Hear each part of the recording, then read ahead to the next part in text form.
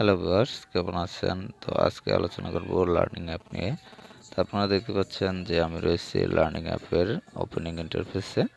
তো এখানে অ্যাপটি ইনস্টল করার পর যখন আপনি ওপেন করবেন, তখন ওপেন করলে এরকম একটি ইন্টারফেস পাবেন। এখানে উপরে দেখতে পাচ্ছেন সাইন ইন এবং নিচে রয়েছে জয়েন নাও।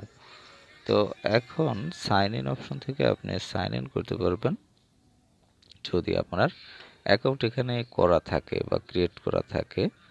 কিন্তু আপনার যদি অ্যাকাউন্ট এখানে ক্রিয়েট করা না থাকে, সেক্ষেত্রে আপনাকে জয়েন নাও এই অপশনে গিয়ে আগে অ্যাকাউন্ট ক্রিয়েট করতে হবে, তারপর সাইন ইন করতে পারবেন।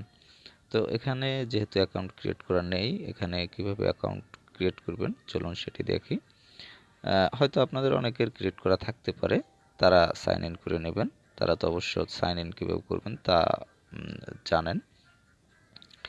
তো এখানে